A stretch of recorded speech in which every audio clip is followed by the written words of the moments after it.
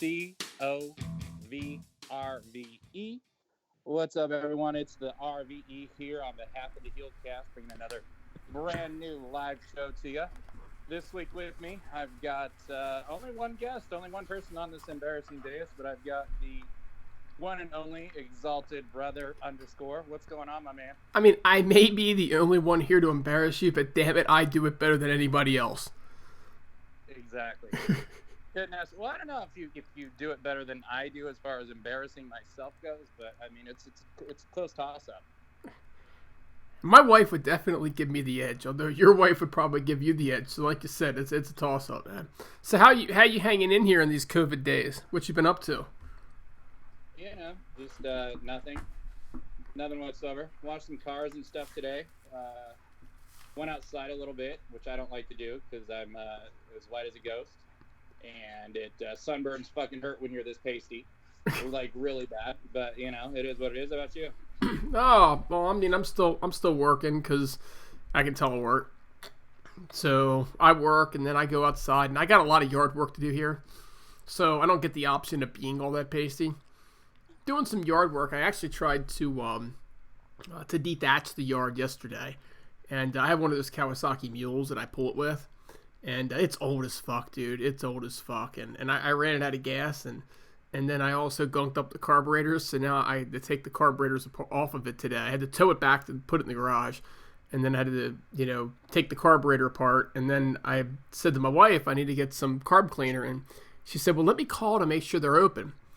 So, I go to the bathroom, and I come back from the bathroom. And she says, yeah. She says, they're open, no problem. So I drove up there. Luckily, they're only about 3 minutes away. Son of a bitch if it wasn't closed. Turns out she never called. She just assumed they were open. Love it. Right. Joke's on you. The joke is on me. So now I got this damn thing in the garage. I can't even clean the carbs. So we'll get it tomorrow, I guess. Would be an excuse to get out of the house and get something. But yeah, I mean, it's been stuff like that. It's been, figure out what kind of chores you can do around the house that you'd otherwise have no time to do. And, try to stay busy. Right. Or watching a lot of TV. Or watch TV. Old school wrestling for some reason, since not much anything else is on. So people were saying that WWE Network was free. Well, it's just a trial, right? Because I said, all right, I'm going to watch the old WrestleManias, and then they wanted me to sign up and give a credit card, and I'll be damned if I was going to even risk giving that damn piece of shit company a dime. So I said, fuck it, I'm not doing it. Yeah, it's like a 1 week trial, I believe. It's a month, dude. Subscription, but I don't pay for it at all. In other words. Yeah, I want your network subscription. Right. My buddy hooks me up with his password, so I just use it that way. Yeah, I don't have any buddies. It's my only friend, so we'll just put it that way, Damn it, Hurls! Give me your password. Well, I guess we'll hop into the plugs. We are one big happy Heelcast family. Now you can always check us out YouTube, SoundCloud, Google Play, iTunes. But also, we're always on ImpactAsylum.net and also Wrestling with Wrestling from our buddy Andre Corbeil. So don't forget to check out our good pal Andre Corbeil and his channel too. You can also find us there, of course. Check out Larkin at the S&M podcast. As well as every other podcast known to man, including the LFC official podcast, and if you're a fat woman fucked on camera podcast. Chef's doing his new thing. I think it's the Joker's Club. I listened to their first show. They did a good job. Chef's got so much stuff going on, but check out our boy Chef and all the stuff he's doing. Of course, FK9 is not doing wrestling anymore, but he's got 30,000+ followers checking out all the stuff he's reviewing. Hurls, I know, is doing park stuff with Chef and other things too, so check that out, the Park World Show.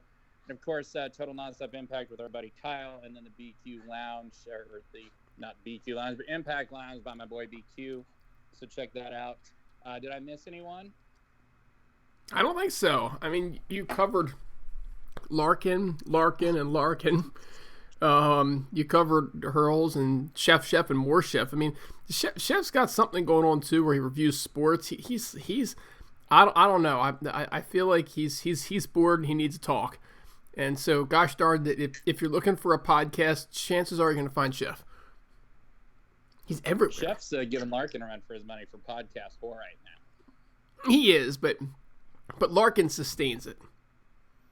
I mean, Larkin's the whore of all whores. He is Larkin is a podcast whore. Yeah, he gets laid more than his fat porn star chicks that he likes to interview.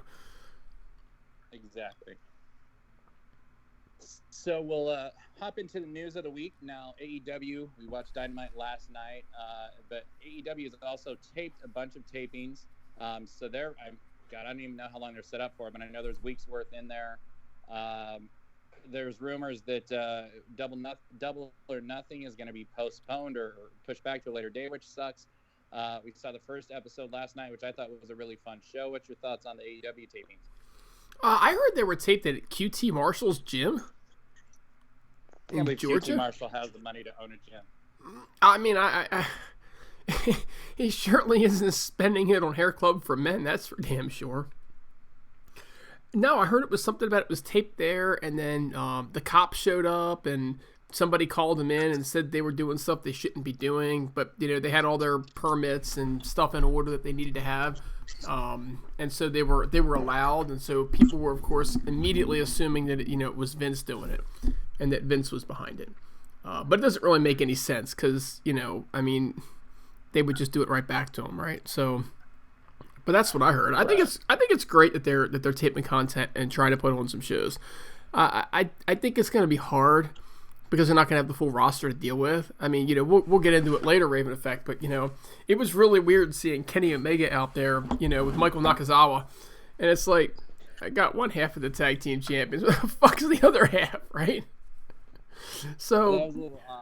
I mean, it was a lot odd. I mean, they did their best, but it's almost like they're trying to make themselves a new tag team. It wasn't even like they were just, hey, let's go do it. It's like they were fighting for the right to be called best friends or something bizarre like that. It was like, I'm pretty sure him and Hangman are still tag champs. Did I miss something?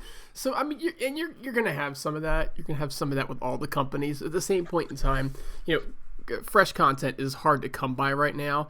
And as long as they do it in a safe way, as long as they're not putting the talent at risk or anybody else at risk, I don't have an issue with it.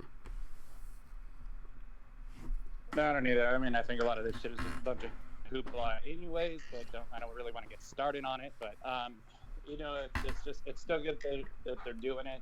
We're getting shows, they're producing content.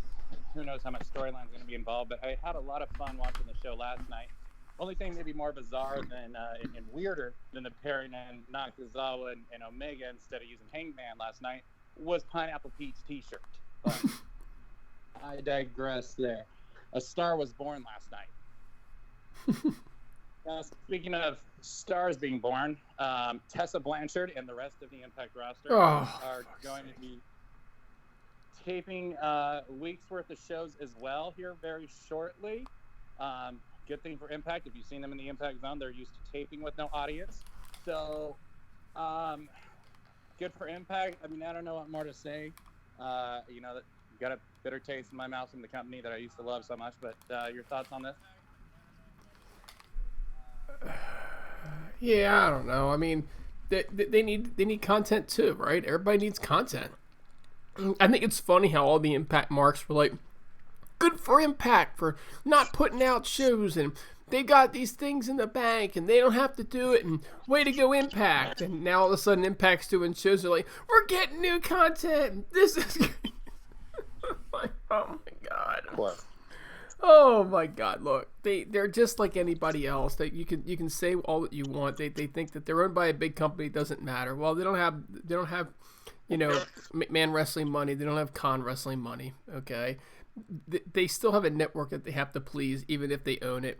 The network still needs content, especially at a time when new content is very hard to come by. They're going to be required to go out and get content. So you know what? They're just like every other damn wrestling company out there.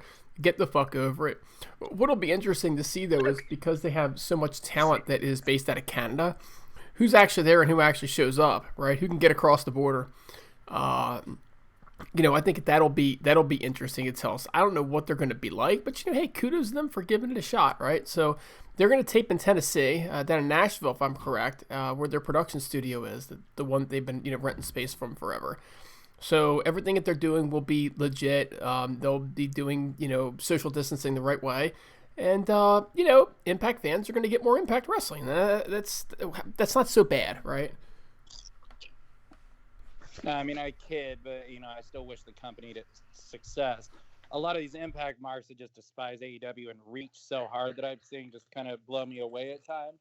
But, I mean, good for them. And apparently they might do their Rebellion pay-per-view that they planned on doing on these tapings, which they had a huge lineup announced. It was Sami Callihan against Ken Shamrock, Tessa Blanchard versus Elgin versus Eddie Edwards, and literally that's the only thing announced for the card. So they did a great job of building to a pay-per-view, considering they got 2 matches set for it. But I digress.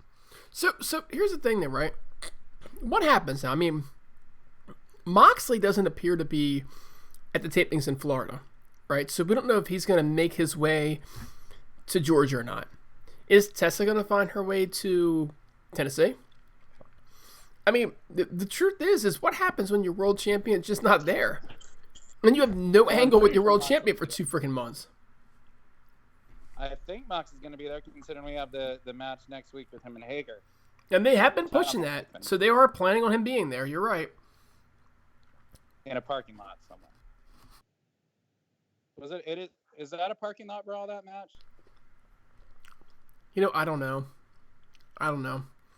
Or no, I know it's No Holds Barred. Maybe a parking lot brawl was some other company, parking lot brawl was AEW, but the match didn't happen due to all this. But we'll see how it goes. So kudos to Impact for taping it. Now, MLW is not doing tapings, but BN or Bean or whatever the network that they're on is actually going to be showing replays of old MLW Fusion episodes 7 nights a week. Pretty cool to get them some exposure. They're still on a very small network, but it's pretty damn cool for the business and for the company. Brother underscore, your thoughts on that?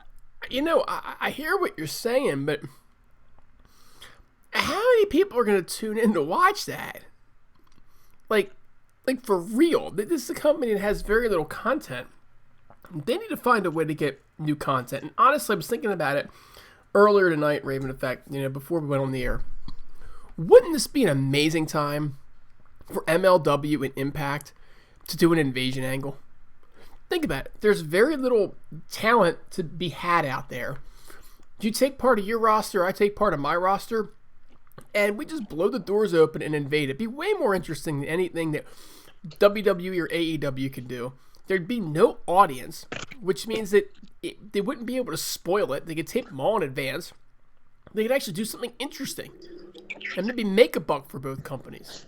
I don't know. I understand what you're saying about this is a good opportunity for them because it gets them a little bit more exposure, but I think really it's just sad for BN that they don't have anything else to put on the network. And I'm not knocking MLW, folks. This is not a knock against MLW. It's just saying that when the best you can do is present old content from a 1-hour wrestling partner, that's bad for your company, right? It'd be the same thing if WWE started putting out an hour 7 days a week for Fox because Fox had nothing else to put out. I don't want to make it sound like I'm hating anybody. No, I agree with you. I actually think that's a good idea that you ran by. It never crossed my mind. It would be a good idea, a good thing to do. Get some people talking, help both companies out, but it's clearly not going to be happening. But we'll see how everything goes. Who knows how anything's going to go really in the next few weeks? So speaking of that, so Sue Young from Impact sent out basically like a bizarre goodbye tweet. I didn't really understand it. I haven't been following it lately. But from what you took from it, you think she's done with Impact. Is that correct? Yeah, I mean, I think that that's been hinted / said for a while now that she'd finished up and she was done. God, please, AEW, sign her. Please, for the love of God, quit signing people like whoever the fuck that was that wrestled last week that you just signed. I don't know who she is. I don't want to know who she is. Please don't sign the chick, whoever that was interfering in matches this week. That, I don't know, for some reason Shivani knew her name. Please sign somebody with some talent. Please sign Sue Young. please actually make an attempt to fix the women's division as opposed to wait for it, make it even worse. Because I know, it can't get much worse, but goddamn, where there's a will, there's a way. Sign Su Yung already. Hey, Mike, but how did that broad from last week get signed, but Diamante did not? That shit blows my mind. Who the hell knows? I don't know. Su Yung would be a good addition. You know, the girl can work. She's got a character to her that actually fits with all the gothic stuff that the AEW's actually put on the air. So it would be, I mean, how do you say it would be a bad signing? I hope she goes there. I hope for AEW's sake more than anything they sign the girl. But guess we'll see what comes from that. You know, if she comes, hopefully Rich Swann comes along too. Let me ask you a question. Right? Let's assume that she doesn't sign there. Let's assume she goes to NXT. Now, at what point with the characters, the women that AEW is signing, does somebody like Tessa Blanchard go, fuck no, I can't shine with that garbage around me. I'm not coming. At what point do they become the Cleveland fucking Browns of the women's division where nobody wants to go there? That's a bad example. They actually signed some people, but they were the wrong people. Somehow. They made some good additions this offseason, too.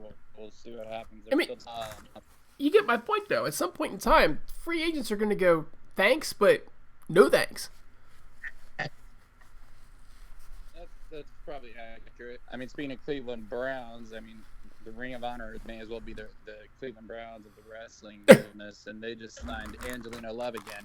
But I don't even know what to say to that. Yeah. You notice I did not include them in the invasion angle, right? No, because he wants to work with them. The fucking pirate that Bret Hart beat in 1995 is their former world champ. So they're an embarrassment. But sorry, ROH bots. Let's see. Last thing in news. So my buddy Old School Heel texted me yesterday that so fucking stupid WWE. So they've apparently stripped their NXT Cruiserweight champion because he's not able to defend the title due to all the COVID stuff, right? Granted, I don't know why he's an exception from literally anyone else that's a champion on the company, but they stripped it so they could have a Cruiserweight tournament on NXT. So they could have a tournament going on NXT. Coincidence? Do you think, sir? Do I think it's a coincidence? I mean, on one hand, you know, I don't know if it's a coincidence or not. I don't know what else that you can do. You've really got two options, right? You can either have a cruiserweight tournament, or you can just show naked fat chicks so Larkin can get a boner. Right. What's up? It's just a blatant fucking what's up, Larkin? And we have Larkin. It's a blatant fucking ripoff because the competition is doing the TNT tournament, and they want to have something on their fucking broadcast so they can say, "Oh, we did it first." And their fans are so stupid that they'll buy to it. Just a blatant, cheap, fucking. Just Vince is so fucking insecure and stupid. It just disgusts me that they're actually doing this just to compete with AEW to make it look like they're doing something original. Or there was any reason. If there was any reason behind it, they'd strip all their other champions. It's just fucking stupid. Larkin. Okay, so before I get to this, can I just comment about the women's signing where you guys were talking about Anna Jay and Danny Jordan there for a second? Go right ahead. All right, cool. So I was listening to you guys. I just got home and I just caught up on AEW, so I wanted to hop on and say what's up to my boys. Where you been? I just got home from work and you're now working? Yeah. Where are you working? Do fucking call center shit, man. Now I'm home and I'm ready to go. You're allowed to work? Yeah. Damn. So now I'm home and I just got caught up on AEW and I was just listening to the show on my drive home. So now here I am.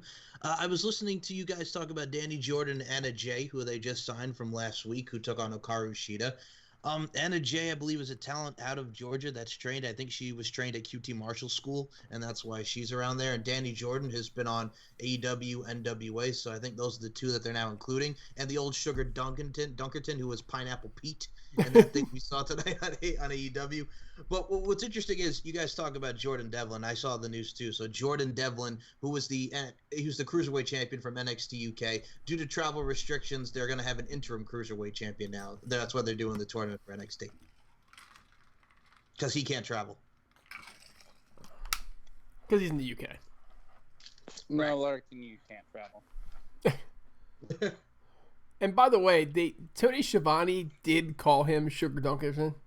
He did. It was just he did say this is Sugar Dunkerton. It's just that Jericho's the GOAT, right? I mean, Jericho's amazing. Jericho's like it's Pineapple Pete over there. He'll pull out a fork and cut a bitch. But yeah, the gal that was trained by QT Marshall. What's her name again? I believe it's Anna Jay. Anna Jay, and it is so hard for me not to call him QT Marshall. By the way, I know. Apparently, has only been wrestling for like a year. That's the thing. I mean, well, for instance, you look at Kristen Statlander, who was trained by Kurt Hawkins out on Long Island from Creative Pro. She's only been doing it a few years too. And it shows. Yes, absolutely it does. I'm just saying. So, are we ready to hop into the reviews here? Let's do it. So I'm hoping maybe, Larkin, do you watch Dark Side of the Ring? I did watch Dark Side. I just watched the Brawl for All last night. What'd you think of it? I'll be honest with you, that goddamn son of a bitch, Vince Russo motherfucker, after 20 goddamn years, he still can't fucking get it fucked. No, but I mean, I thought it was very interesting. I thought it was very telling. Seeing Darren Drozdov, unfortunately, the way he is in the wheelchair, and we got to see Bart Gunn, we got to see all of them rewatch it and relive it. I thought it was very interesting. We got to see all different points of views and different perspectives, and how if Dr. Death Steve Williams wouldn't have lost, he would have gone bam, smack dab against Stone Cold. But yeah, after all the years, it's just amazing just to reminisce and relive that. No, I was saying that was the worst idea in wrestling history, which I disagree. I actually enjoy the Brawl for All a lot. I forgot how Dan Severn didn't win the thing. It makes a little bit more sense now. I know, honestly, this was probably my favorite episode so far, and maybe because I just have no idea what the fuck ever happened to Bart Gunn until last night, or 2 nights ago. Well, the thing is, too, I mean, it started off as Vince Russo. I mean, it was all because he wanted to see Bradshaw get his ass kicked, and, well, he got his wish. Right at the finals. But I love this series. Like this year, honestly, man, like I am so excited every Tuesday for this show to come on. It actually, like, I'm more excited to watch this than I am any weekly wrestling show. As odd as that is to say. What was I gonna say? Like Cornette, though, man, like the stuff with him and Russo, and I understand Cornette. This is his livelihood, and he's lived, the majority of his life in the wrestling business. But for him to just, get so worked up and say the most important thing in my life is wrestling, it just was pathetic too. It's even sadder to see that the marks on TV be like, I totally feel what Cornette's saying. No, you're a fucking dork. This shit shouldn't be the most important thing in your life. Your work should not be the most important thing in your life. It never should. There's other things in life than that are more important. Your friends, your family, all of that, loved ones, and etc. And it's just, the stuff with him and Russo is ridiculous. I don't know if you caught After Dark, but Russo kind of, basically, he seemed salty after the first time he talked, and then he was basically silent for damn near the whole episode. I think when, they show the clips of him laughing and making jokes about the Brawl for All, and then all of a sudden at the very end, it's like, oh, maybe I should be serious, and then he's like, it was a bad idea. But you could tell he didn't feel that way. That's just what I took from it. Now, I'll comment on the Cornette thing, because I also did catch that, because he's a guy who's been in wrestling for 30-plus years. I mean, he's, obviously, I think we all know he's a very much traditionalist about it. I know, hold on, and I get your standpoint, because friends and family is the most important thing, family comes first. And I'm like that, it comes before work and the whole nine. But I think for someone who takes his craft and who has honed his craft from being a manager, from being in there from a promoter standpoint with Smoky Mountain, the whole nine, and then here's Vince Russo, who wrote the goddamn fucking magazine, and here he is in the creative. I understand his point, but I think sometimes, and obviously he goes up to the top with it. If that makes sense. Absolutely. Exalted Brother _ anything you want to say on this? Nah, man, I actually need to catch up. I need to. You guys pointed me out to Viceland's website and the app and whatnot, and I just have not had time to just go binge watch them. Although I suspect the time is coming because there's not a whole lot to watch anymore, my friend. Yeah, no doubt. There's not a whole lot of stuff out there to watch that's new content, so I'm happy as hell that this stuff got put out. Now, which I'm sure... The thing about this is there's not that much to do or watch since we're all quarantined and all, so I do things that I normally wouldn't do, such as watching not one, but 2 nights of WWE WrestleMania. Larkin, I'm sure you watched. Exalted Dude, I'm sure you did not. No. Okay, so I'll say my highlights. I did enjoy the Boneyard match with The Undertaker and AJ Styles and the overall presentation with the American Badass and the Phenom. I gotta say, Rhea and Charlotte Flair was good, but I did not like the fact that Charlotte lost. Rhea lost, excuse me, because I think it's the whole visa thing. I think she's back in Australia. They're trying to work out her visas, what the reports are saying. But for me, I thought it was a solid night for what they tried to encompass. It was all right, you know what I'm saying? So I mean, and you got to, again, it's very tough. It's a learning curve. There's nobody in the crowd, right? So I mean, they tried and I think they worked their best. And I like Kevin Owens and Seth Rollins, so I thought it was solid. It wasn't bad, but yeah, just it's tough, without a crowd. You know what I'm saying? That's why I like when AEW has like the wrestlers. It has that feel about it. The overall atmosphere going into the show. So I was fine with that. The Firefly Funhouse was just like a friggin' acid trip, for God's sake. But I understood the story going in with it, with the whole, John Cena. This is his career from start. He's pretty much making him relive all his career moments leading into the WrestleMania 30 bout that really encompassed and really showed why the Firefly Funhouse was created. And then at the end, just Bray, relinquishing Cena, Sister Abigail, boom, and making him go into, just disappear as they did at the end of that. So it was what it was, but for what it was like a mind trip, but I kind of understood the story that they were telling. So go ahead, Raven. So as much as I hate WWE, I'll sadly admit I've seen all 36 WrestleManias. I get bothered when I see all over Twitter people say, oh, WrestleMania 9 and WrestleMania 11 were the worst. Hold the fuck up. Hump the brakes there. For one, anything from 27 through 36 are all much worse than 9 or 11. As unspectacular as some of those might be. And actually, you know what? Fuck it. I like WrestleMania 9. I have no shame in admitting that. So I sit back and I watched this thing with an open mind, because I expected a shit show, but it was like, it's probably not going to be as terrible as I expected. It's WrestleMania. These guys will probably go hard. Both nights, and I thought it couldn't get worse than the first night. It somehow did the second. This is the worst fucking thing I think I've ever seen. I left night 1 and I was like, this is the worst pay-per-view I've ever seen in my life. Night 2 somehow was even stupider. The women opened it up with a boar fest. Surprise, surprise. I skipped a couple matches in there. I wanted to see the Owens and Rollins match in the ladder match were the only 2 things I think this entire night that didn't suck. And they were just okay. I mean, it happened in a WWE ring on WrestleMania, so people are exaggerating about how great it was. The Owens bump was pretty fucking cool. I'll give him that. But this was just... They were okay matches at the best, to be honest. I honestly thought Cody versus Shawn Spears last night was better than any match that I saw on WrestleMania. The Boneyard match I thought was meh. I mean, everyone was raving about how fucking great it is and this and that. And, it's like The Undertaker pulls up on his bike with his white trash Metallica, or should I say hard rock playing, because that fits his white trash biker persona. And then he proceeds to beat the shit out of AJ, the fucking Bullet Club, whatever the fuck they're called now. Like 8 drones or druid guys or whatever. And then he buries AJ alive. And it's funny because AJ's like, don't bury me. And he's like, I'm not going to bury you, boy. You fucked your ass off. Win! Like, AJ got no fucking offense. He, cheap shot at him and then hit him with a fucking cinder block and then pounded him for a couple minutes. And then it's just the Undertaker's white trash ass destroying everything. And then to top it off, the match right before it was literally the worst fucking match I've ever seen in my life. This is Braun Strowman versus Goldberg. Yeah.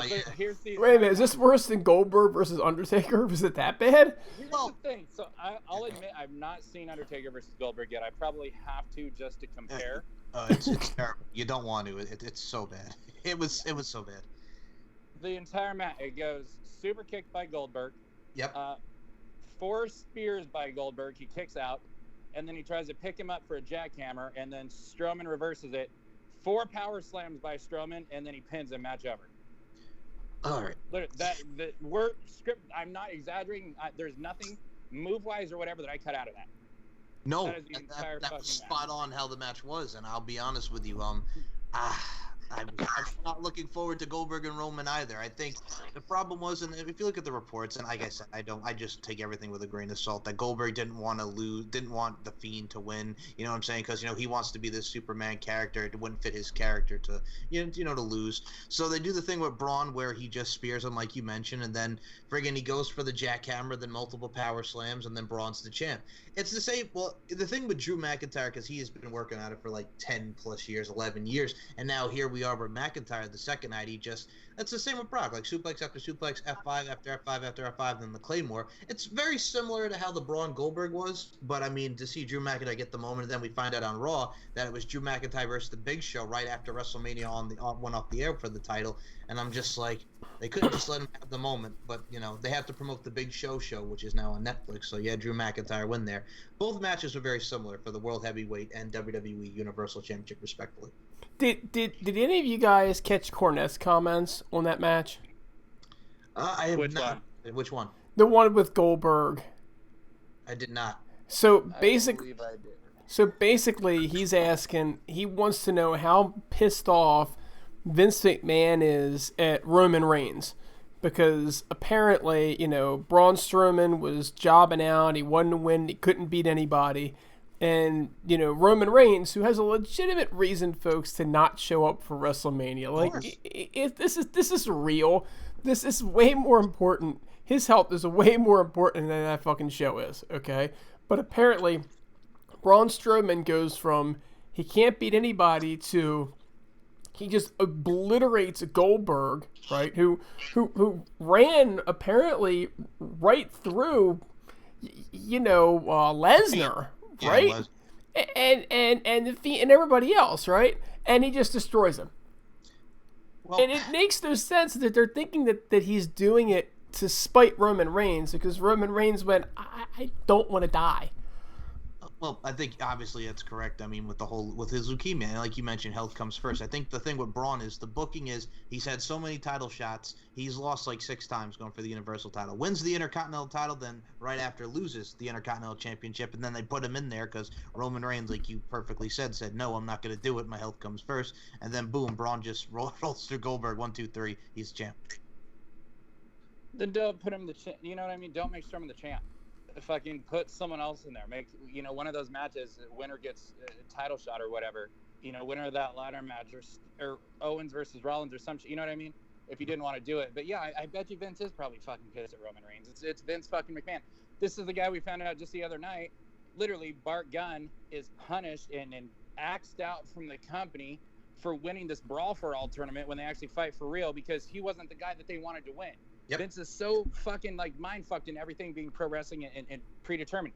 They wanted bland, boring ass Dr. Death Steve Williams, who's been trying to push down everyone's throat since the fucking 80s, but never really got over, to be the guy to come on and feud with Austin. Well, Bart Gunn fucking beats his ass, and so it's like, so why Bart's just as bland as Dr. Death? Why not push Bart, who actually just knocked the living shit out of this guy? Well, fucking broke his leg and then knocked him out. And then the Butterbean thing happened, man, which we saw during all the Butterbean thing. Yeah, I never realized that was a punishment. You know what I mean? So they could just wipe him out. Mm-hmm. It's just, the guy is such a childish fucking cunt. In other words. To be fair, wasn't the whole thing punishment because he didn't like freaking JBL? Yeah, Russo wanted to see JBL get beat up because he didn't like JBL, thought he was a bully, and JBL was telling everyone in the back that if it was a real fight, he could beat their ass. It's funny because on the After Dark show, the two guys, Bart Gunn and the Godfather, were both like, I don't remember anything like that. To be fair, though, I mean, JBL is a bully. This is real, right? Hey, the guy's a dick, but I mean, he is a dick's dick. Like he's a guy that we're the Heelcast. We're a bunch of dicks, and we know it. But this is a guy that we wouldn't like. It's like we're assholes and kind of dicks, but this is like a full-blown dickhead.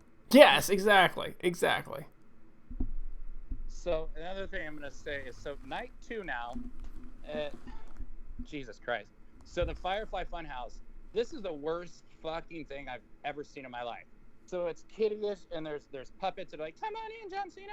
And Larkin, kind of broke down the story, guys. It's John Hey, could Cena's you do that career again? in a nutshell. Could you do that again? I need to hear Come that on moment. in, John Cena.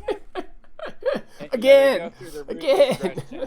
And then they do like the cage with Hogan and Beefcake when they get ready to fight Savage and Zeus. And basically they're kind of knocking Hogan in the golden era of wrestling. Like, if you got a good body, it doesn't matter how talentless you are. Bitch, please. 99% of the guys from that fucking era would run circles around the fucking top-notch guys of today. And that's in any company, but especially in their shitbag company.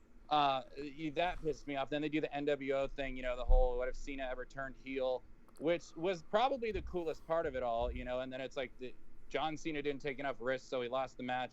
And then you have The Fiend giving him Mankind's move while Husky Harris's fat ass counts to 3. This was the dumbest fucking thing I've ever seen. And it's like, both of these things were Final Deletion, Broken Universe, Brilliance-esque. It was obviously Jeremy Borash had some involvement in one. I thought he had probably involvement in the second, but apparently, probably rightfully smart thing to do. He's not taking credit for the Firefly Funhouse match because that was just dog shit. The WWE Universe will eat up anything and fucking tell you it's good as long as it comes on that company's fucking channel or dime or whatever. It was fucking retarded. It was retarded from start to fucking finish. It was just, like Cornette had said, it was the death of the wrestling industry. It fucking may as well have been, because they're going to want to do more of this shit. And then you have McIntyre versus Lesnar. I go out to fucking smoke and the match is over by the time I even get in. This thing lasted like 5. So you got 2 world title matches that are like 5 minutes long. That says something not only about the quality of your championship, but the prestige in it and what you're doing with your company. It's just a fucking embarrassment. 2 5-minute world title matches. Yep. Remember the shit WCW used to get knocked for? Bitch, please. I'm kind of done for fuck to eat. Oh, yeah, no, I hear you. I mean, like I said, I understood the Firefly Funhouse. We can agree to disagree on that. I totally understand your mindset on that. But, yeah, Drew McIntyre, you knew he was going to win. I'm happy he got that moment. Obviously, with the whole circumstances going on in the world, that moment around 70,000, 80,000 people would have been amazing. But I'm happy to see that he finally got his moment there. I mean, he had his moment when he nailed Taryn Terrell. Let's not kid ourselves. There you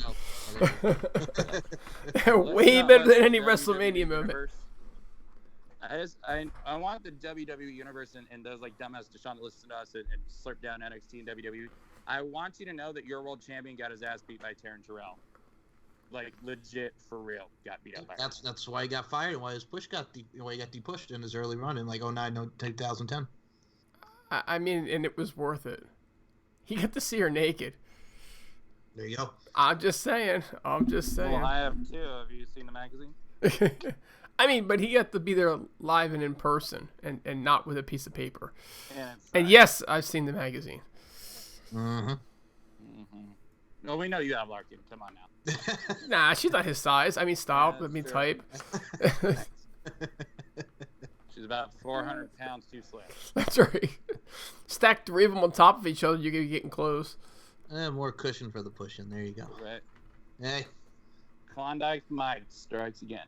So you're definitely not an Alicia Edwards kind of guy, though, then, are you? I'll be honest with you. I don't hate her like Chef does, but I've got to say she's not my favorite person in the world. I don't hate her like Chef does. That's the I mean, like, who hates anybody like Chef hates Alicia Edwards? All I'm saying, baby, is fuck that bitch. Fuck Alicia Edwards. Who the fuck is she? Have you ever seen this bitch without a motherfucking makeup? Fuck that hoe. He'll Team 6 all day every day in the motherfucking building. Yeah. I'm just saying, if she walked up to him naked, he'd blow his wad. We all know it. Nah, okay. No, he would not. Be honest, I don't think he would. I mean, I would. It'd be no problem. I'm just saying. To quote Chef don't fuck alien. Yep. So Statlander's out is what we're trying to say. Chef would fucking clap those alien cheeks so quick. We know he's fronting. Brandon Cooks traded to the Texans. So last thing of the night now was AEW Dynamite. Now, I'm going to be honest, last night I'm sitting there, and my wife and I can't remember what we were watching, but I'm just kind of lazy, and it's like, do I even watch live? So I made a decision to go out there in my living room and watch the show, and I'll be honest, I had an edible, and I don't know if I was just high, man, but it was just a really fucking good, fun show. Like, I came with very low expectations like I did WrestleMania, And I was just blown away with how fun the show actually was. And I'll be honest, man, Dynamite last night was way fucking better than either night of WrestleMania. And a 2-hour show on Dynamite, headlined by Cody taking on Shawn Spears. I thought Dynamite was a better show than either night of WrestleMania or both of them combined. Jericho on commentary was fucking right underneath Bobby Heenan. Jericho killed it. Pineapple Pete is a superstar. I think Britt Baker had her best not only wrestling match but performance as well. And I'll say the same for Shawn Spears. Both of them actually walked away impressing me. I wish Baker would have went over. What else did we have on the show? Brody Lee slamming out some jobber. Yeah, Lee Johnson. Genius and Jake Roberts opening the show.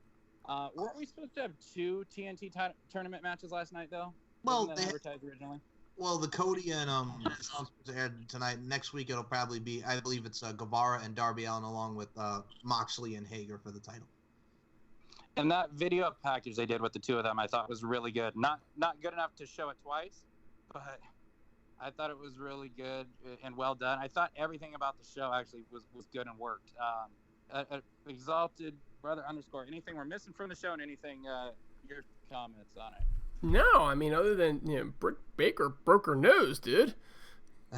I mean, the only thing I will say, and by the way, yes, the Hikaru Shida Britt Baker match. I mean, I enjoyed both of them, and her breaking nose, my goodness. But I think the only other match I think that we forgot, guys, was Omega and Nakazawa against Best Friends who's the right to call themselves the Best Friends. It's ironic I forgot that one. Yeah, it was what it was. And I have been trying to forget that one. But can we just say something like, I didn't think that Britt Baker and Hikaru Shida was a terribly bad match. Oh, and yet somebody broke a nose. So what you got here is when somebody breaks a nose in a wrestling ring, it's accompanied by a botch, right? So even when they finally get a decent match, there's a botch. Do you know what I'm saying? And it's just oh my word, what are they doing, Larkin, with their women's division? What in the hell are they doing? Well, that's the thing. Like you guys were talking about, how come they don't say Diamante and such and such? I mean, we've seen Diamante on Dark, but we don't see her on the main show, and that's the thing. I mean, we've seen, like we mentioned, Danny Jordan and Anna Jay before. I mean, we got to see Lance Hoyt destroy that poor kid in the beginning as well, and like you mentioned with the Jake promo, it fit together. The 2 squash matches fit because it's the build to Brody Lee as the Exalted One, to him doing his thing in that character, and then we see Lance Hoyt, everybody dies, Murder Hawk, you know what I'm saying? So it really exemplified both of those two for the strong competitors that they are. Here's the thing that I wanted to say too. So, for one, I know he's just taking on nothing but jobbers, but I think Lance Archer looks a million times better than the last time I saw him, at least on American TV. Mm-hmm. Fuck yeah, he does. Yeah, man, he looks different. He doesn't even look like the same guy. It looks like he's got enough tattoo now so he doesn't look like a man with just a tramp stamp. But I mean, and I've said this on the show before too. I mean, if you tweet Lance Archer, I mean, he's responded to me so many times. Seems like a nice guy. I'm really fucking happy and excited for him. He seems to acknowledge his fans. He doesn't. I mean, if you see him on Twitter, you know what I mean. He doesn't seem like he's the guy you're seeing on TV, and I think maybe that's why Jake is behind it. But I think it's gold the way that it's been worked. Exalted, dude, your thoughts on that? And then I'll go to Larkin. Archer's for real. He's legit. Look, I'm not a big Jake Hager guy. He just strikes me as something's like missing, like a personality, a character. He's like this clean-cut guy who wears polos, but is supposed to be a badass MMA guy, right? And then you go over and you look at Brody Lee, and you guys know I don't watch WWE, so this is my first look. Dude just looks soft. He just look at him, look at his shape. Look at his body mass. I hate to say fat. He's not fat, but look at him. He's got the love handles, so to speak. He just comes off as very soft. Now, I like the fact that they're moving towards big men, and we've said this before. They started off with a very good roster, but they were all too small. So I like the fact that they're adding these guys, but those other two, they're just not at the same level that Lance Archer is. So I realize that we're seeing Jake Hager get a push now, okay? But Lance Archer's the one that needs that needs to rise, and they need to put a rocket strap on that kid's ass because that dude is freaking legit. I think for me, what's great about what we do is as a podcaster, I had the privilege of interviewing Lance Hoyt 2 years ago. From what he's done with Wrestle Kingdom and from his evolution from TNA with Kid Cash, doing his thing in the WWE as Vance Archer, and the Lance Archer teaming with Davey Boy Smith Jr., Killer Elite Squad, Suzuki Gun, and New Japan Pro Wrestling. He's one of the dominant guys, man. I mean, that's what you see with him taking on cameramen, just shoving down to that intensity that you see when he goes to the ring. That's him from New Japan Pro Wrestling. So watching him as this monster and what he's doing, I mean, that's him. He's grown leaps and bounds over his years in the wrestling industry. And then you see what he's doing now with Jake the Snake Roberts, which I'm going to say right now with the tournament, the final's going to be Cody and Lance Archer. So, I mean, for me, I love the storytelling. I love the approach. And I just love seeing the badassery that is Lance Archer. Now, we talked about Britt Baker, and I know there was a botch, and I can't remember who it was, some wrestler saying that she caught a receipt. And I don't know if I missed the spot that she may have stiffed the other girl, which I can't even pronounce her name. But my thing with that is I think she took the broken nose. Yeah, Emily Sakura or whatever. I think she took the broken nose and not only embraced it, but it made the match better, and her personality and her character came out so much more. I felt at the end like she should have been the one that went over. She got robbed. Can you guys honestly tell me that you think, especially at the end of that match, that Sakura is more over than Britt Baker? So, I will say as far as Hikaru Shida and Emi Sakura, who we've seen before as well. In this particular instance, Emi Sakura, for that match you were referring to, like, they're building her as far as being one of the top ranks as far as the Japanese talents. Hikaru Shida is the one who took on Britt Baker on this past week's Dynamite. She's the number one contender right now, going for Nyla Rose. So, I mean, you had something with Riho. Now you're doing something with Hikaru Shida, and something with Statlander. So, I mean, right now, I think they're going to the direction with Hikaru Shida and Nyla Rose. But for me, I got to say, I did enjoy her work. But I think for the heel standpoint, for what they've got, I was a little bit hesitant on turning Britt Baker heel because that first promo on the Jericho Cruise, I was like, eh. But I think she's grown leaps and bounds in this heel persona, being, I'm a dentist, I'm better than you, this is who I am, putting myself right here in the forefront. So I got to say, both are over, but I'm looking forward to seeing what they do with Hikaru Shida and Nyla Rose. But Britt Baker's right there on the back now. That's right. Shida, I said Sakura. My apologies. It's all right, man. I mean, yeah, she could suck it. Shida is Japanese, right? Yeah. I forget. Could somebody please remind me who is behind the AEW women's division? Like, who's actually running that division? Man, I think Jerry. It's Kenny Omega. That's what I was about to say. It's Kenny. I know you started to. It was a loaded question. It's Kenny Omega. So look, there's going to be a history there, and he's pushing her because of that. Do I think that Britt Baker is more over? I mean, yeah, but I'm also kind of laughing that we're even having this discussion because they all suck. Let's not get ourselves. It's like comparing garbage to garbage. It's like what smells worse, cat piss or dog piss? It's piss, right? It doesn't really matter. So smells much worse. What? I said, cat piss still smells much worse. I'll take your word for it, okay?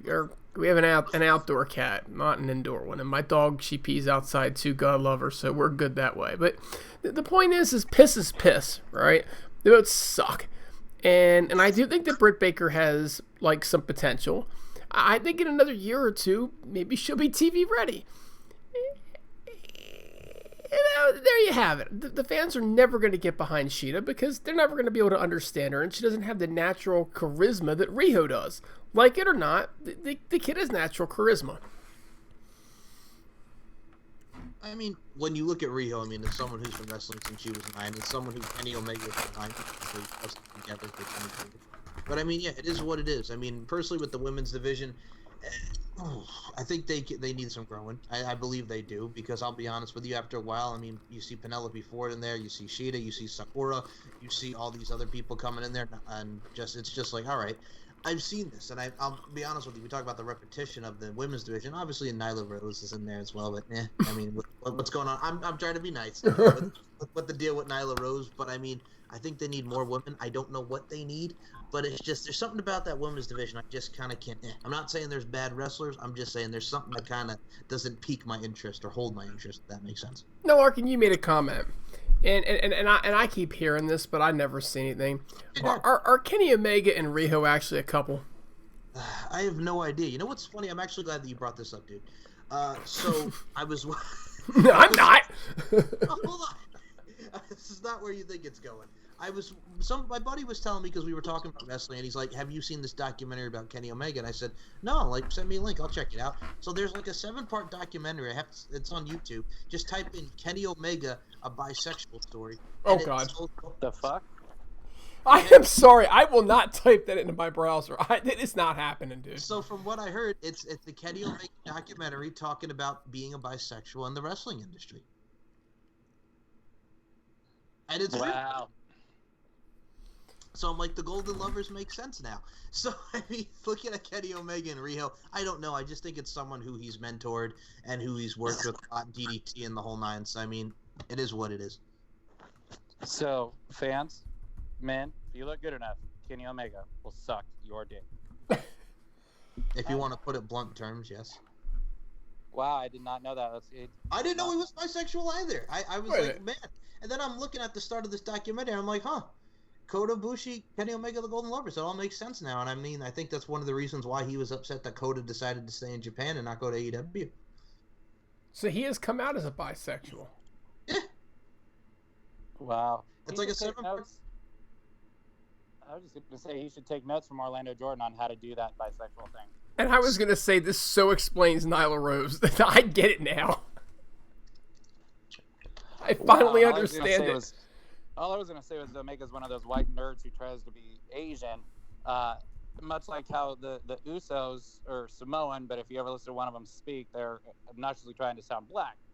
But this blows my mind. But I was just going to say, I think Omega, because he's got the Japanese connections, he's pushing the Japanese girl so hard in that division. I'm just saying, I don't think they're working or getting over. And honestly, I think Nyla Rose, for controversial reasons, is the hottest thing in that division. And Baker, honestly, I think Baker should be the fucking face of the division right now. You just called Nyla Rose hot. Nyla Rose hot. When did I say that? Oh, God. You said it. Not that way, wrestling way. I heard you, and I heard it. Before to Brandy that nod before I'll give Nyla, who's the worst. Wow, how can he be the world champion if he fucks dudes, man? Like, dude, it so explains why they call him the cleaner. I never understood that until right now. I'm gonna start calling him the catcher. You never know, he might be pitching. What makes you think that he's not pitching? Yeah, so if anybody wants to watch that, it's Kenny Omega, a bisexual wrestling story in 7 parts on YouTube. I'm gonna Google that on Pornhub and see what comes up. I did Google it. I'll admit I did Google it, and I am definitely in a safe browser window here, and it came out that he's come out that way, but it is not on his wiki page in any way, shape, or form. You know. I want to hear Cornette's take on Omega now. Goddamn bisexual! What the fuck does he think he's doing? He's killing the goddamn business. That motherfucker wrestling a goddamn blow-up doll 9-year-old fuck. Shit, that old fuck is gonna get down on his knees for Kenny Omega. Olivier, as Cornette calls him. Olivier, yes. And I do want to. Yeah, why does he call him Olivier anyway? I don't know. Like the actor, the original act, like way back in the fucking day. I'm kind of a wrestling historian the way Cornette is. Granted, he's got way more, but I like the traditional style, make it seem more real, kind of approach and view that he takes to it. But he's going way back here. Apparently, Olivier is like one of the first actors or something. Laurence Olivier, yep. Yeah. What's it got to do with Kenny Omega? I know I've seen it somewhere. I think I Google searched it and I found something that gave an explanation. I think that he's like the ultimate actor. I think he's what he's saying, because Laurence Olivier, one of the perfectionists when it comes to acting, he's the ultimate actor. I'm probably, but the way that Cornette's saying is he's basically Omega's a stooge kind of a thing. Yeah, and then the other thing is, when he calls Vince Russo shit stain and he makes fun of the butcher and the baker and the candlestick maker, instead of butcher and the blade, he calls him butcher, baker, and the candlestick maker. That's good. And she is a candlestick maker. She's got that going for her. Hey. She rocks them leather pants and gets FK9 going, I'll tell you. What's up, FK? And I know the Exalted, you kind of mentioned Brody Lee not working for him. I'm in the middle. I think basically, he's made this act a little bit more serious than it was because these guys were a joke. The jury's still out for him with me. Cody came out and said that he's not mocking Vince with it, but I don't necessarily believe it. And I'll see where the Dark Order goes. The one thing that just makes me fucking sad is when they did the rankings last night. The Dark Order is number 1 in the top 5. Santana and Ortiz are nowhere to be found in the top 5. Yeah, and you didn't see. Well, that's the thing too, because I think their prime thing that they're doing now with the Exalted One, the Dark Order, they're setting up Omega and Hangman Page to go against the Dark Order. That's why they're on that road. Just out of curiosity, yes, Ortiz, Santana, where are they from again? No, well, Queen. I mean, them fuckers ain't getting out of New York for a while, man. Like, yeah, they're from Queens. There's no point in making them number 1 contenders. I ain't nobody gonna see or hear from them. So they got a little bit of that going on too. Dark Order, who the fuck cares? I'm just disappointed in the way that Santana and Ortiz and the Lucha Brothers have been handled. I think the Lucha Brothers have been booked a little bit better, but that's not saying much. Lucha Brothers have probably taken more L's, but they get more exposure and match time and all. And I expected and thought I'd see more of them in the tag team division. I feel like the 3 best teams in the world are Santana and Ortiz, the Young Bucks, and the Lucha Brothers. And honestly, I would put the Young Bucks third, and the other 2 I'd say is 1A and 1B. And granted, I know I'm biased coming over from Impact, but it's been disappointing the way that both of them have been handled, both teams, especially Santana and Ortiz now to see. I hear that, but Santana and Ortiz, they did get Moxley matches. So they got an opportunity to shine in a little bit bigger stage. And they have been inner circle guys from the beginning. So they're not getting forgotten about, but they're not used well. Like, I don't know. I think they're still being used better than what, the Luchas have been used. Debatable. Still, I don't think either of us feel they've been used as good as they should. The fact that we're having this discussion speaks volumes, right? Because it's not like I think that that Luchas have been used well. You know what I'm saying? Well, that's the thing. I mean, their last feud was with the Best Friends, and then you had them and Pac there as the Death Triangle, and then they were feuding with Orange Cassidy, Chucky T, and Trent there, and then all of a sudden nothing. Well, I mean, and again, they're not. Where are they gonna look? They might as well be in New York City, right? Those guys are not making it back. Pac, he ain't coming back anytime soon, and the Lucha Brothers, they gonna be in Mexico for a while, so you're not gonna hear from those guys. Yep, exactly, and that's why now you see friggin' Omega and Nakazawa doing their thing with the Best Friends, and it looks like we're going towards Dark Order and Omega and Hangman Page, if Hangman Page, wherever the hell he is. But I will say this, right, and I mean this, folks that are listening. I actually mean this from the bottom of my heart. I did stop. I was looking at that top 5 rankings of the tag teams, and I did go, thank God the Butcher and the Blade are from fucking Buffalo. I'm just saying. We don't have to see them some bitches on TV anytime soon. Well, and that's terrible, I know, but it was like there is a silver lining, and it's no Butcher and no Blade. Well, I will say, I agree.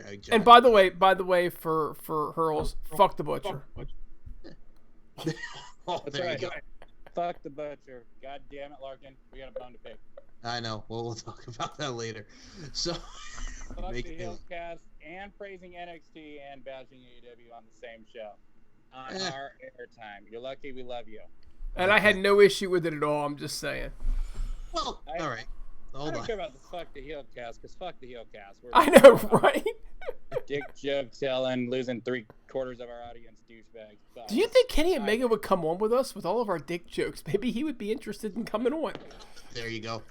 But no, I mean, we'll talk about that in a second. But you talk about Butcher and the Blade. I mean, I'll be honest with you. I'm just meh with the whole team. And I know Braxton Sutter.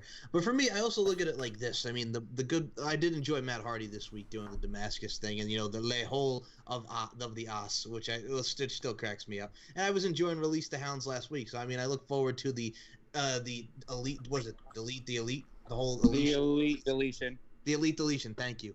But yeah, I'm looking forward to that, man. I'm hyped. Can't believe I forgot to mention Damascus, but yes, he was there. I thought it was his best promo in AEW. Fucking A, man. The Boneyard match and the Firefly thing was a ripoff of basically where the Broken Universe stuff started. I still say right now the best one that ever was done was that Slammiversary one. Yep. with Borash and Abyss against Steiner and Josh Matthews. But digressing, it's like AEW right now. As much as I can say WWE's ripping off AEW for the Cruiserweight tournament, it seems like AEW is trying to immediately go into doing what WWE just did at WrestleMania for all the controversy and talk that it's getting. Granted, Matt Hardy originated that stuff. It's kind of ridiculous WWE wouldn't do that stuff with Matt Hardy, but as soon as he's gone, they do it with two other matches. But, oh, man, it just... I just think it's hysterical that it took all of, 3 weeks before everybody's headed to the Hardy compound. It's like... it took AEW 3 weeks to decide to have a match there. Yeah. Oh, but... I gotta say, I'm looking forward to them going to the compound and just putting out the content. You know what I'm saying? It's all about the content. I mean, for what they've been doing with the empty arena, I mean, I've been enjoying it, man. So I think for us as professional wrestling fans, we get to see a lot of great stuff in the weeks to come. Look, as long as Ricky Morton gets stranded on top of a cherry picker again, I'm good. Oh, yes. You read my mind. Thank you, Exalted Dude. You gotta see that. Ricky Morton, Robert Gibson. Yes.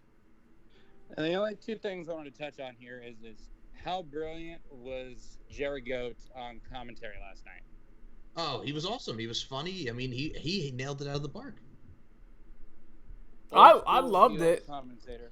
I loved it. By the way, Raven Effect, because I know you're asking, so you can Google it. It is called Kenny Omega, a bisexual wrestling story, and it's wrestling is WRASTLING because I don't know, the guy can't spell. All right, appreciate it. No problem. I know you need to do that right now. Get a lube job. Borrow some from Hurls. A bisexual wrestling series? Yeah. Story. And there's at least 4 parts. Well, now they're up to 7. They're up to 7. Good grief. Is it just him banging dudes? No, it's him talking about the wrestling career and being a bisexual in the wrestling community and being a bisexual in overall professional wrestling.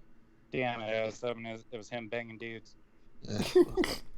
I mean, I'm sure you would appreciate that, but you know what?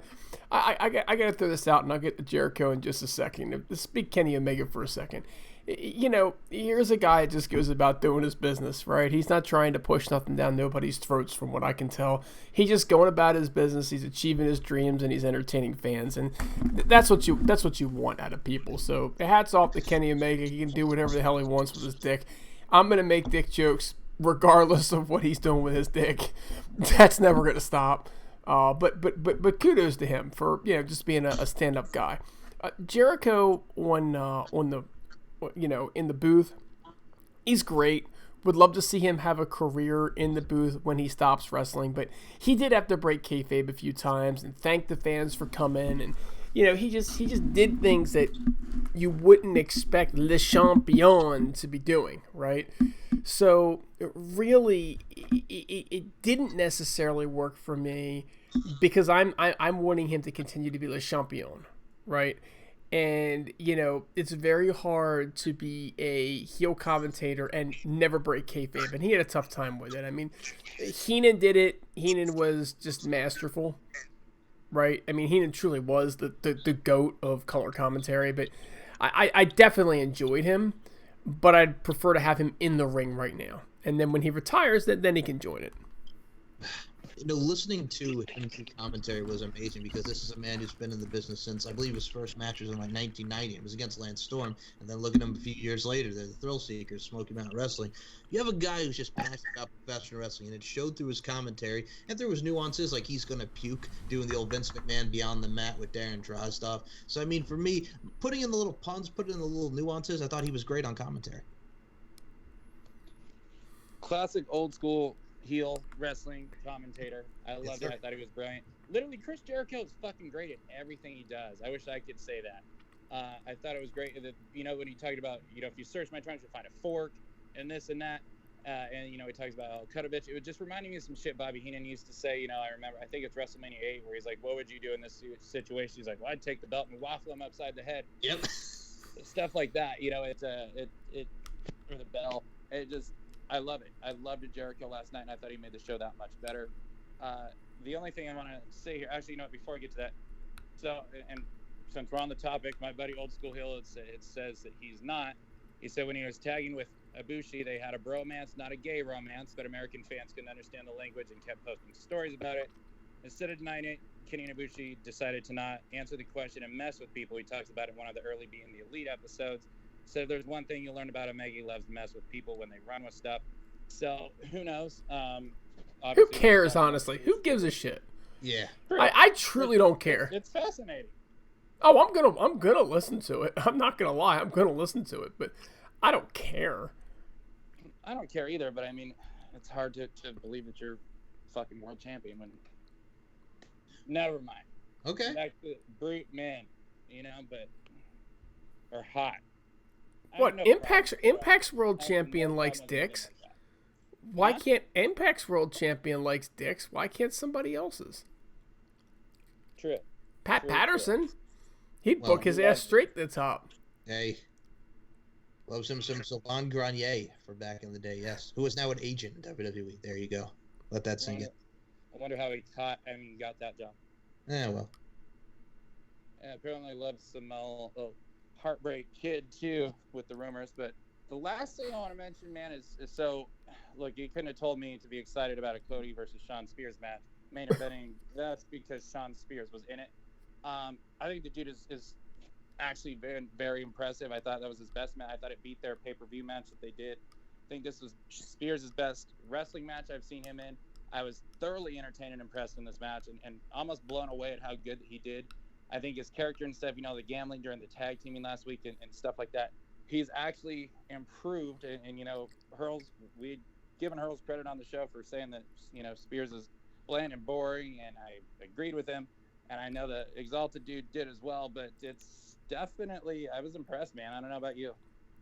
I mean, it's going to take more than one decent match. He's still just, it doesn't work for me. So looking at what Cody and Shawn Spears did, you take the continuity, bring it back to All Out with the chair shot. Cody mentioned in the build of OVW, former OVW Southern Tag Team Champions. That goes back to developmental. These guys are kind of a joined at the hip in a way because in real life they're best friends, and then they bring that best friendship into a great rivalry. But for me, as far as Shawn Spears goes, he'll always be a mid-carder. He will always be the perfect 10, what you got in the WWE. But for me, in this particular scenario, I thought the match was solid. I liked seeing the C4 right through the table. I liked incorporating the outside area. But for me, watching the two crossroads, the figure 4 pins him. He's in so much pain. 1, 2, 3. They told the story what they needed to tell, and they really build off their past and their overall rivalry. You just mentioned something I forgot about, but Exalted dude, and I know you're probably on the same page with me on this, but it legitimately pissed me off to see him kick out of 2 crossroads. I honestly think he would have looked a lot stronger getting pinned by 2 crossroads in the figure 4. AEW, wrestling in general, your fucking finishers need to be finishers. I'm so tired of seeing people kick out of finishers so damn often anymore. It's fucking ridiculous. This guy took 2 crossroads. He's a mid-carder. He's not fucking, Jericho or Moxley or Hager or Omega or any of these top guys. For him to have kicked out... No, he's Braun Strowman. It's just... I can't believe that they had the guy kicked out after that. So didn't they say after, I want to say it was Shivani, he kept saying over and over again, he kicked out at 2 crossroads. How can he lose now? It's like... Yeah, well, that's my problem because everybody's finishing move, like you guys mentioned, is they kick out at 2 because they want those false finishes, which is so prevalent in today's wrestling. If you would have just did the crossroads and rolled them over like you did 1, 2, 3, I would have been cool. But pinning them off the figure 4, I understand that he's trying to include the submission game on that, but it's just like, come on. But a false finish is only as good as you're not expecting it. Correct. And so we expect it now. So it doesn't mean anything. It's not a finisher. It's now a false finisher. Mm-hmm. It used to be, okay, where you would be like thinking if somebody wasn't going to kick out and they hadn't even hit the finisher yet. Because it was just sold properly. And maybe I was 10. But still, right, you were fooled. Now they don't even try to fool you. They just have super kick parties. They kick people in the face, 10, 15 times, and then magically, bang, they get up. And they're strong as could be. Like, those kicks didn't affect them at all. Nobody sells, man. Come on, Larkin. They got to learn how to sell. And that's the problem with this shit. They're doing it because they don't sell.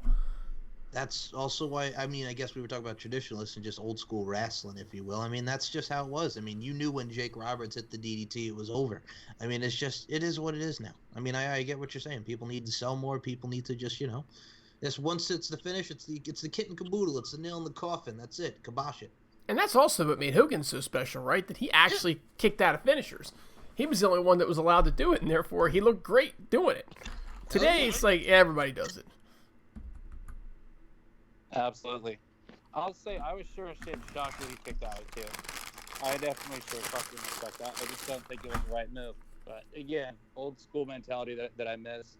But shit, I don't know. I think that about covers it. Anyone got anyone else or anything else they want to chime in before we wrap up the Heelcast? I'll just say stay safe, everyone. Just enjoy the content that the Heelcast is putting out. And really, guys, just thank you as always for listening and tuning in to our crazy asses. What he said. Absolutely. All right. Look, the RVE with the Exalted Dude with Larkin who joined us. Heelcast out and just want to say, fuck the butcher.